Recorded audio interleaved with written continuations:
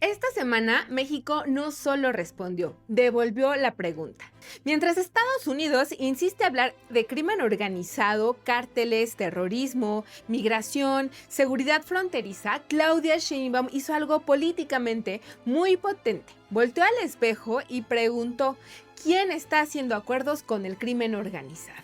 Y ahí empezó la semana. Porque no fue una semana de temas sueltos, fue una semana de presión. Presión de Washington sobre México, presión del Temex sobre la industria, presión del caso Toyota sobre el nearshoring, presión del tren México-Querétaro sobre la movilidad local, presión del Congreso de Querétaro sobre derechos, nepotismo y ciudad. Presión de Morena, que cumple 12 años siendo el partido político en la cima, pero con el reto de no convertirse en aquello que siempre prometió destruir. Y por si faltaba algo, el mundo también mandó señales muy fuertes. Hormuz, Irán, OTAN, Ucrania, Gaza, China y mercados nerviosos.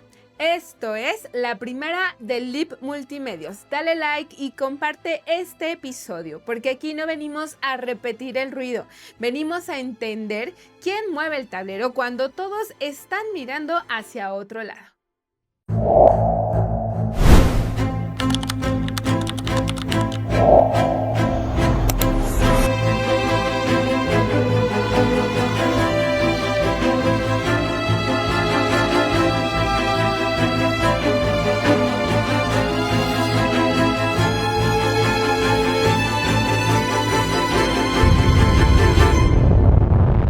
Estados Unidos acusa. México responde. Si vamos a hablar de tratos con el crimen organizado, hablemos completo. Una nota política más fuerte de la semana fue esta. Claudia Sheinbaum elevó el tono frente a Estados Unidos y lanzó una pregunta que cambió el marco de la conversación. ¿Quién hace acuerdos con el crimen organizado? La frase no cayó en el vacío. Viene después de una semana marcada por el caso de Ismael El Mayo Zambada, la colaboración de Ovidio Guzmán con la justicia estadounidense y las dudas sobre la posible participación de agencias de Estados Unidos en la operación que terminó con el traslado de Zambada. Y aquí el punto no es menor. México pidió a Washington aclarar si el FBI participó en el secuestro, entrega o traslado de Zambada. Y Sheinbaum hizo una lectura política clara. Si Estados Unidos quiere acusar a México de permisividad frente al crimen, entonces también debe explicar qué hace cuando recibe colaboración, testimonios familiares, beneficios procesales o información proveniente de integrantes de estructuras criminales. Dicho en español simple, si vamos a hablar de pactos, hablemos de todos los pactos. Porque Estados Unidos lleva meses endureciendo el discurso, designa cárteles como organizaciones terroristas, sanciona facciones criminales, presiona a México en seguridad, migración, comercio y frontera. Y al mismo tiempo, su sistema judicial negocia con criminales cuando eso les sirve para armar caos, obtener información o golpear a otros objetivos. Qué conveniente, cuando México dialoga, le llaman sospecha, cuando Estados Unidos negocia, le llaman estrategia judicial. Y esa doble vara es justo lo que Sheinbaum intentó poner sobre la mesa. Ahora, cuidado. Esto no significa negar la crisis de seguridad en México. No significa decir que aquí no hay infiltración, violencia, impunidad, territorios capturados o instituciones vulnerables. Eso sería absurdo. México tiene un problema gravísimo de seguridad y ningún discurso de soberanía puede funcionar como cortina de humo para no atenderlo. Pero una cosa es reconocer la crisis mexicana y otra aceptar sin respuesta que Estados Unidos se coloque como juez moral del continente mientras también instrumentaliza criminales cuando le conviene. Ahí está la jugada política de Sheinbaum. No dijo solamente nosotros no pactamos, dijo revisen su propio método. Y en política internacional eso claro que importa, porque el debate ya no queda en México bajo sospecha, ahora también entra Estados Unidos bajo contradicción. Y aquí hay tres capas. Primera, seguridad. La relación entre crimen organizado y poder público es uno de los temas más sensibles de México. Cualquier señalamiento debe investigarse, no minimizarse, pero también debe probarse, no usarse como metralla diplomática. Segunda, soberanía. México no puede permitir que agencias extranjeras operen o presionen sin claridad, y mucho menos que los grandes expedientes de seguridad se administren como si el país fuera patio trasero. Tercera, narrativa. Sheinbaum está intentando evitar que Washington imponga el relato completo, porque quien controla la narrativa controla el costo político. Y esta semana México intentó hacer algo distinto, no solo defenderse, sino interpelar. La pregunta para el país es profunda. ¿Estamos frente a cooperación bilateral o frente a una relación donde Estados Unidos acusa, negocia, filtra y presiona según su propio calendario político?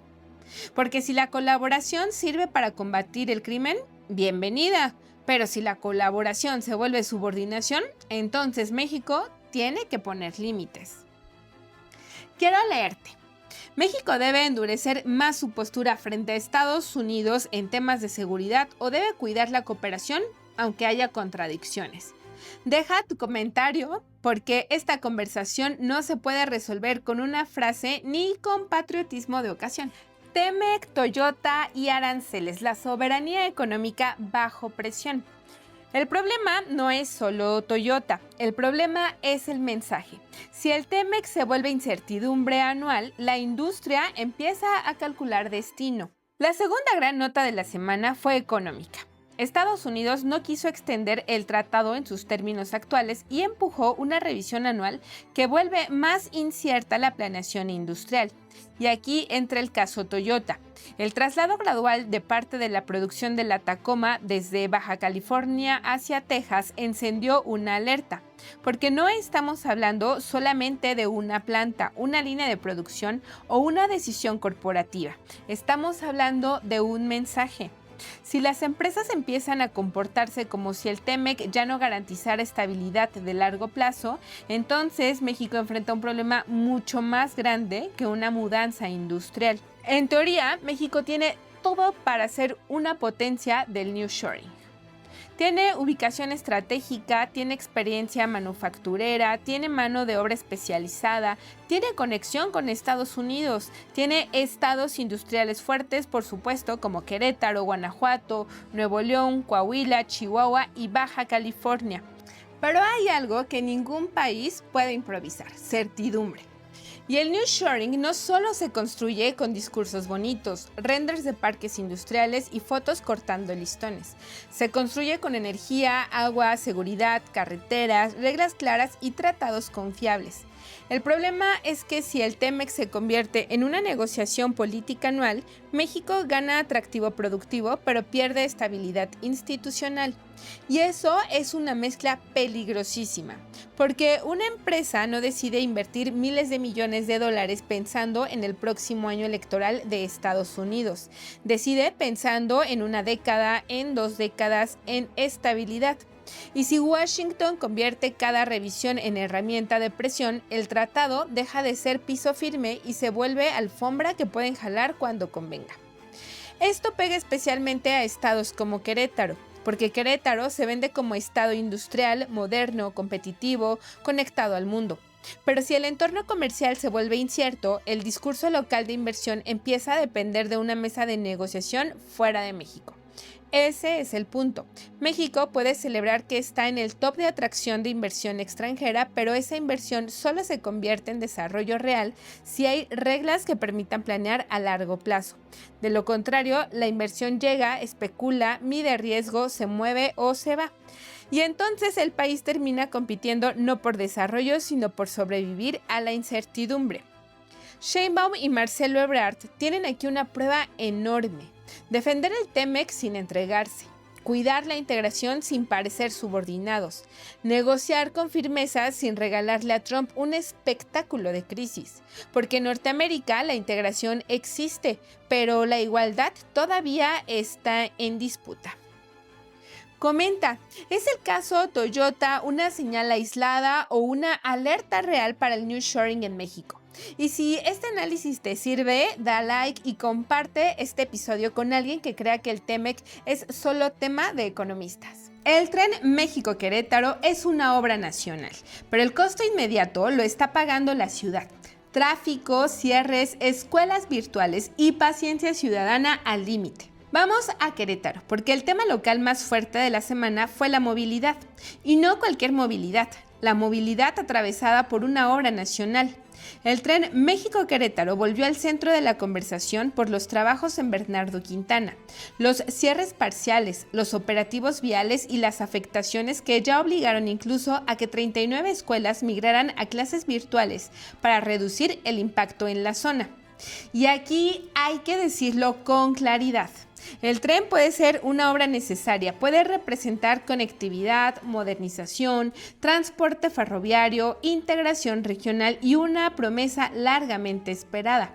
Pero las obras también tienen costo político y en este caso, este costo no lo paga primero la federación en una conferencia, lo paga la ciudad en el tráfico, lo paga quien sale una hora antes y aún así llega tarde. Lo paga quien lleva a sus hijas e hijos a la escuela. Lo paga quien depende del Crobús. Lo paga quien trabaja en la zona. Lo paga quien vive sobre rutas alternas que de pronto dejan de ser alternas y se vuelven embudo. Y aquí está el reto para los gobiernos municipales, estatal y federal: administrar el caos sin romper la paciencia ciudadana. Porque una obra pública no se define solo diciendo que será buena en el futuro, también se define explicando qué pasará hoy, mañana, la próxima semana y los próximos 2 meses. ¿Cuáles son las rutas alternas reales? ¿Qué pasará con el transporte público? ¿Cómo se protege a peatones, escuelas, comercios y colonias afectadas? ¿Quién informa? ¿Quién coordina? ¿Quién responde cuando la ciudad colapsa? El alcalde Felifer Macías advirtió que vienen semanas complicadas para la movilidad por la construcción del puente ferroviario sobre Bernardo Quintana, con afectaciones fuertes durante julio y agosto. Y eso debe tomarse en serio, porque si la comunicación falla, una obra estratégica puede convertirse en molestia política. Y en Querétaro, la movilidad ya era un tema sensible antes del tren. Crobús, tiempos de traslado, crecimiento urbano, vivienda lejos de los centros de trabajo, tráfico, infraestructura saturada. El tren no inventó el problema, lo volvió más visible. Y esta es la lectura editorial. Querétaro quiere ser moderno, industrial y competitivo, pero su movilidad todavía se siente muchas veces como una ciudad que creció más rápido que su planeación. El tren puede ser parte de la solución de largo plazo, pero en el corto plazo, si no hay coordinación, puede convertirse en el símbolo perfecto de una contradicción, una ciudad que presume futuro mientras la gente no puede llegar a tiempo a su presente. Querétaro, quiero leerte. ¿Cómo te ha pegado lo de las obras en Bernardo Quintana? ¿Han funcionado las rutas alternas o la ciudad está siendo rebasada? Comenta y comparte este bloque. Suscríbete para seguir esta cobertura semana por semana. En Querétaro, el Congreso movió 2 temas sensibles: ¿quién puede seguir en el poder y quién tiene derecho a ser reconocido por el Estado? El Congreso de Querétaro tuvo una semana importante, no necesariamente escandalosa, no necesariamente viral, pero sí de fondo. Primero, la Comisión de Puntos Constitucionales aprobó remitir a los 18 ayuntamientos la reforma local contra la reelección y el nepotismo electoral. Y aquí hay que subrayarlo, todavía no es una aprobación definitiva de fondo, es un paso procedimental. Pero políticamente el tema pesa mucho, porque hablar de no reelección y nepotismo es hablar de cómo se reproduce el poder.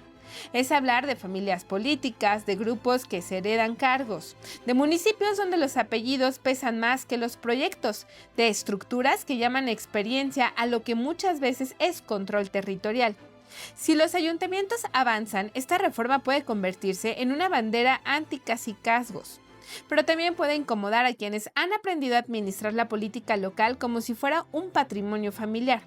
Y ahí la pregunta es directa. ¿Querétaro quiere abrir la competencia o solo cambiar los nombres sin tocar las redes de poder? El segundo tema fue la ley de identidad de género. El Congreso buscó atender observaciones del Ejecutivo para destrabar una ley que toca derechos fundamentales, y aquí el debate no debe reducirse a cálculo electoral. La identidad de género no es una concesión partidista, es el derecho de las personas a que el Estado reconozca legalmente quiénes son. Y un Congreso que presume modernidad tiene que demostrarlo también en derechos, no solo en discursos de competitividad, porque una sociedad no es avanzada únicamente porque atrae inversión. También lo es cuando sus instituciones dejan de humillar, excluir o invisibilizar a quienes históricamente han tenido que pelear hasta por el reconocimiento de su nombre. Aquí conviven dos agendas, una de calidad democrática, no reelección, nepotismo, competencia real, y otra de derechos, identidad, reconocimiento, dignidad. Las dos importan, y las dos van a decir mucho sobre qué tipo de Congreso tiene Querétaro. Si legisla para abrir el sistema o para administrarlo, si legisla para garantizar derechos o para quedar bien con grupos de presión, si legisla pensando en ciudadanía o en el calendario 2027. Comenta, ¿la reforma contra el nepotismo puede cambiar algo real en México o se quedará en el discurso? Y sobre identidad de género, ¿crees que el Congreso debe destrabar ya esta agenda? Te leo. Querétaro, predios, parques y la ciudad que está en disputa. No se trata solo de vender predios o plantar árboles, se trata de decidir qué ciudad quiere construir Querétaro y quién va a pagar el costo. Otro tema local que merece seguimiento es la disputa por predios, parques y modelo de ciudad. Paul Hospital pidió al municipio de Querétaro recortar privilegios antes que vender predios para parques. Al mismo tiempo, el gobierno municipal encabezó una jornada de reforestación en el Parque La Queretana, con la meta de plantar 70,000 árboles en 2026. Y también quedó sobre la mesa la cancelación de la subasta de 12 predios. Y aquí hay una discusión mucho más profunda que el boletín verde de la semana, porque no se trata solo de árboles, no se trata solo de predios, se trata de cómo se financia la ciudad, qué se vende, qué se conserva, qué se vuelve parque, qué se privatiza, qué se presenta como espacio público, quién paga el crecimiento urbano y quién se beneficia con la plusvalía.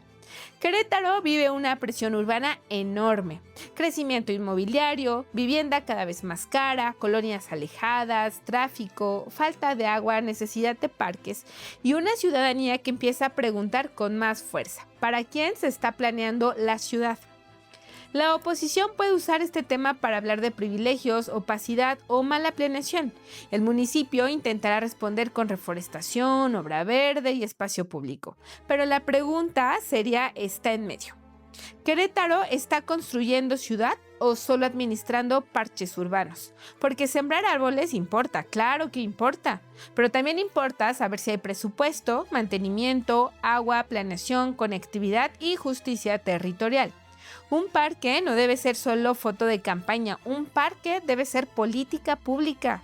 Y un predio público no puede tratarse como moneda de cambio sin explicar con absoluta claridad qué se pierde y qué gana la ciudadanía. Quiero leerte, Querétaro necesita más parques, más transparencia sobre predios o una discusión completa sobre el modelo de ciudad. Deja tu comentario y comparte este análisis con quien viva el crecimiento urbano todos los días. Morena cumple 12 años, hegemonía, logros y el riesgo de no parecerse a lo que tanto criticó. Morena cumplió 12 años como partido, en ese tiempo conquistó el poder. Ahora tiene que demostrar que no se va a parecer al poder que criticó. El 9 de julio del 2014, Morena obtuvo su registro ante el INE, después de surgir como movimiento social, como estructura territorial y como respuesta política a una época marcada por fraudes, desencanto y hartazgo frente al sistema PRI-PAN. Y en apenas 12 años, Morena hizo algo que transformó la historia política reciente de México. Ganó la presidencia en 2018. La retuvo en 2024, gobierna la mayoría de las entidades federativas, rompió el sistema de alternancia tradicional, instaló una narrativa nacional de justicia social, convirtió los programas sociales en la columna de legitimidad y logró que el obradorismo sobreviviera institucionalmente más allá de López Obrador con la llegada de Claudia Sheinbaum. Ese es un logro políticamente enorme. Negarlo sería absurdo, pero celebrarlo sin preguntas también sería irresponsable, porque Morena llega a sus 12 años como una paradoja histórica. Es el movimiento que más rápido conquistó el poder en México, pero ahora debe demostrar que puede institucionalizarse sin burocratizarse. Debe demostrar que puede ganar sin fracturarse. Debe demostrar que puede gobernar sin perder autoridad ética. Debe demostrar que puede recibir nuevos cuadros sin convertirse en refugio de oportunistas. Debe demostrar que puede administrar candidaturas sin repetir los vicios del viejo régimen.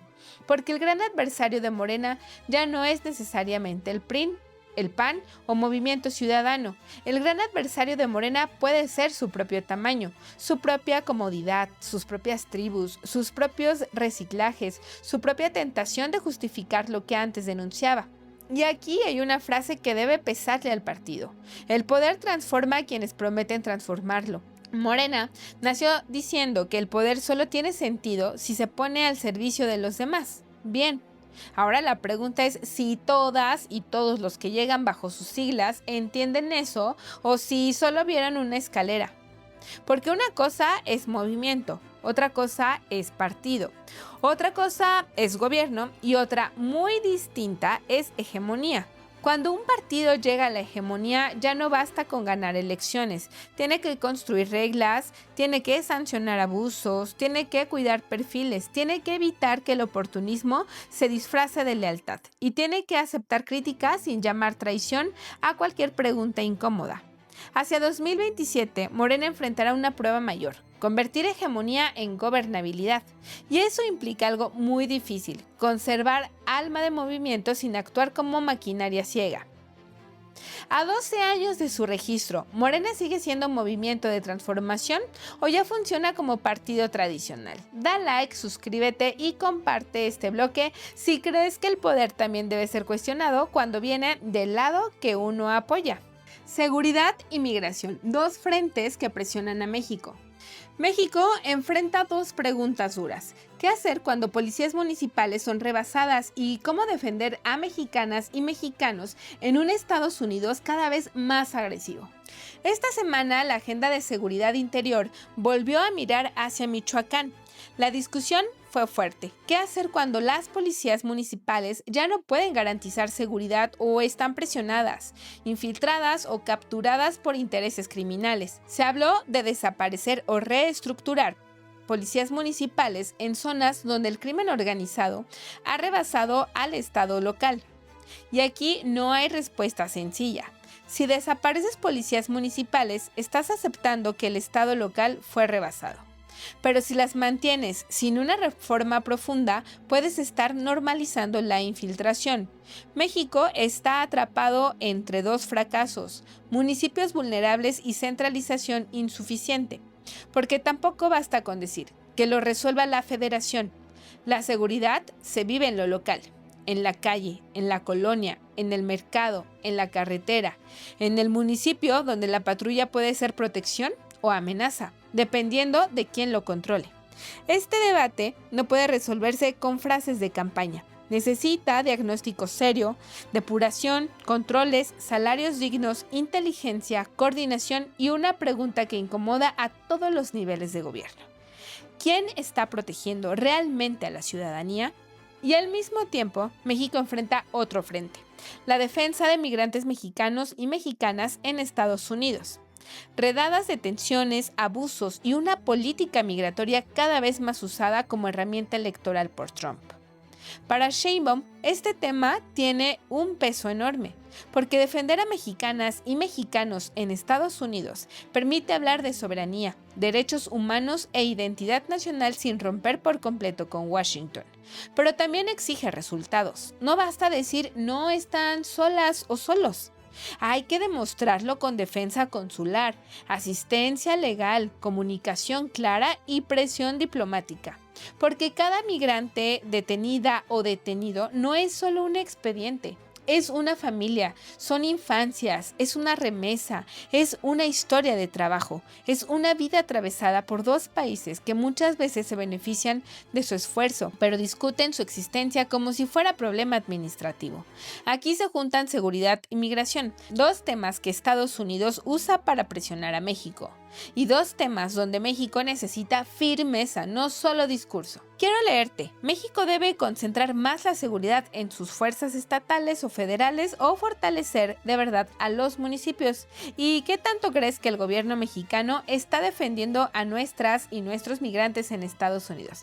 Déjalo en comentarios. Santiago Nieto, rezago urbano y el verdadero campo de batalla rumbo a 2027. Querétaro 2027 no se va a pelear solo en encuestas, se va a pelear en colonias con rezago, servicios incompletos y desigualdad urbana. Otro tema de Querétaro que esta semana marcó la conversación rumbo a 2027 fue la presencia territorial. LIP Multimedios publicó que Santiago Nieto atendió rezago urbano en San Pedro Mártir y afirmó que Querétaro necesita una transformación. Y más allá del personaje, la nota revela algo importante. La elección de 2027 ya se está territorializando. No solo se trata de nombres, no se trata solo de encuestas. No solo de quién sale mejor posicionado en una medición, se trata de quién logra pisar colonias, escuchar problemas concretos y convertir el discurso de transformación en algo que la gente pueda reconocer en su calle. Porque Querétaro tiene dos relatos muy distintos. Uno es el Querétaro de inversión, parques industriales, crecimiento, rankings, desarrollo y estabilidad.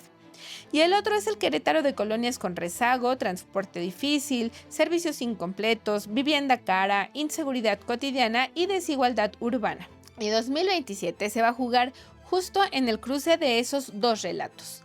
El PAN intentará decir Querétaro funciona, no lo arriesgues. Morena intentará decir Querétaro crece, pero no para todas y todos. Y ahí las colonias con rezago se vuelven políticamente centrales, porque pueden mostrar la grieta de un modelo que produce riqueza, pero no siempre la distribuye en bienestar. La pregunta para Santiago Nieto, para Morena y para cualquier aspirante será esta. ¿Pueden construir una alternativa real o solo van a usar al rezago como una foto de campaña? Porque la pobreza urbana no se resuelve con visitas, se resuelve con presupuesto, planeación, servicios, movilidad, agua, seguridad, vivienda y presencia institucional sostenida. Y para el PAN, la pregunta también es seria. ¿Puede defender su narrativa de estabilidad si hay zonas donde la estabilidad no llega igual?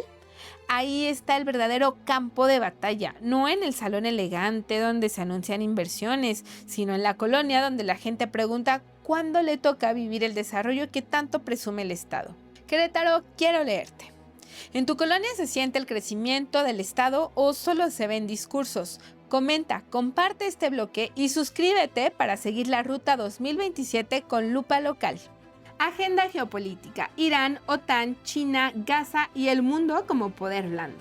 La geopolítica no está lejos. Llega en forma de petróleo, dólar, cadenas de suministro, migración y presión sobre México. El mundo volvió a mandar señales duras esta semana. Primero, Irán. Estados Unidos emitió nuevas sanciones vinculadas a Irán, mientras el petróleo seguía reaccionando al riesgo de interrupciones en el estrecho de Hormuz. Y cada vez que Hormuz aparece en la conversación, los mercados se ponen nerviosos, porque no hablamos solo de un paso marítimo lejano. No, estamos hablando de energía, de combustibles, de inflación, de tipo de cambio, de transporte, de cuánto puede costar mover mercancías y personas. Para México, la tensión en Medio Oriente puede sentirse en petróleo, precios y estabilidad financiera.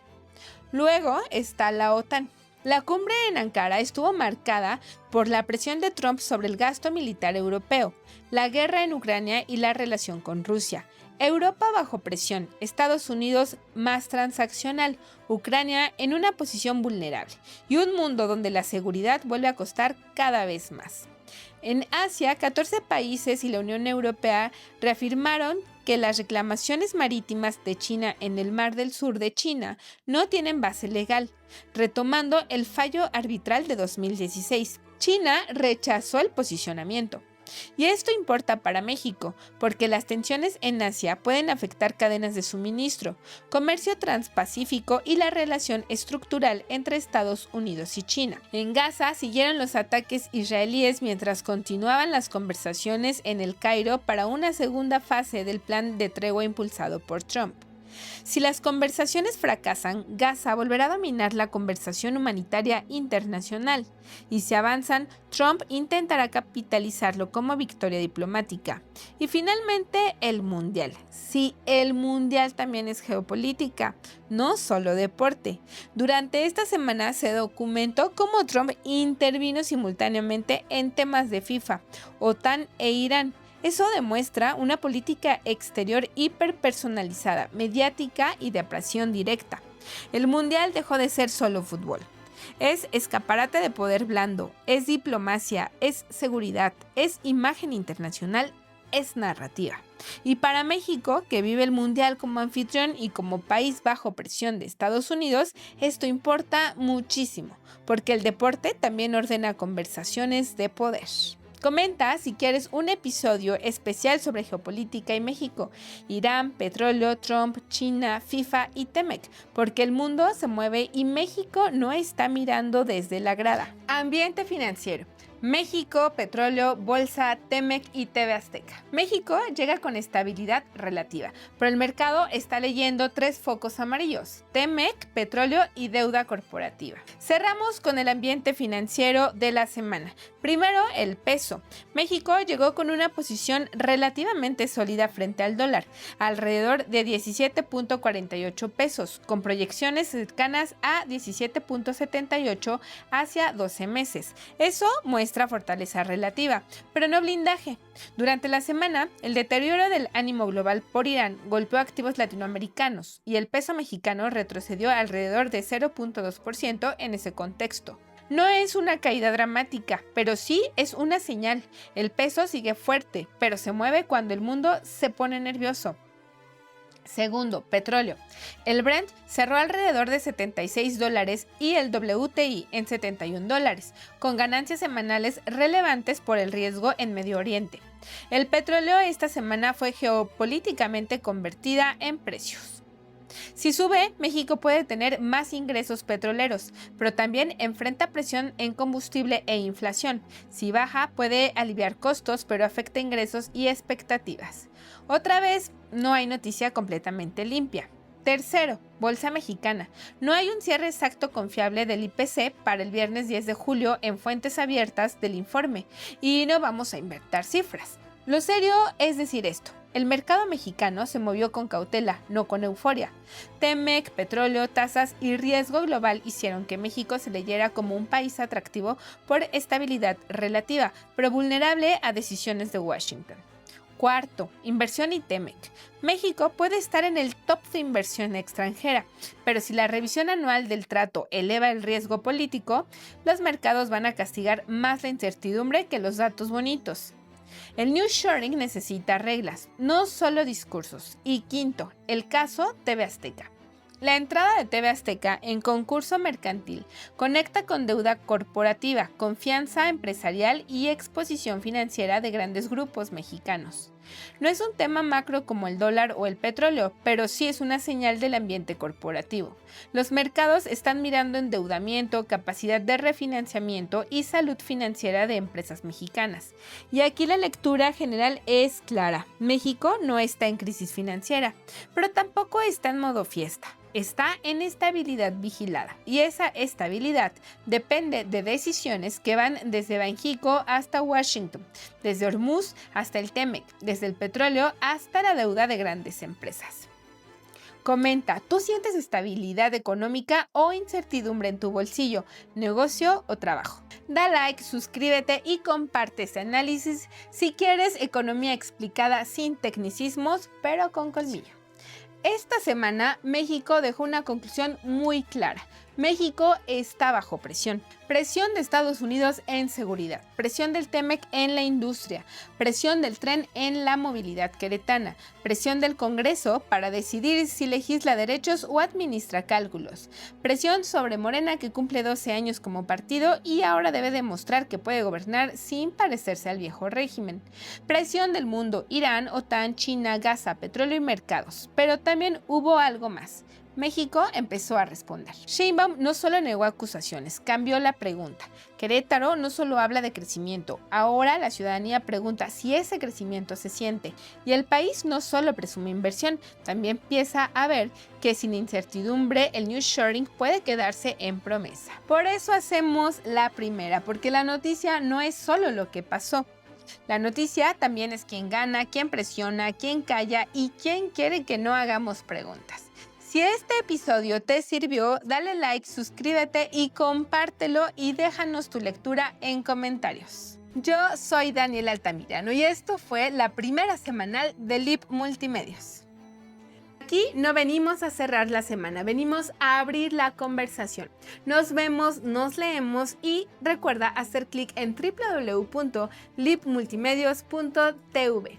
Te invito a que leas nuestra edición de LIP Magazine, donde encontrarás podcasts, artículos de política, financieros, turismo e inversiones. Muchas gracias, nos vemos, nos leemos en el próximo capítulo. Jamodi.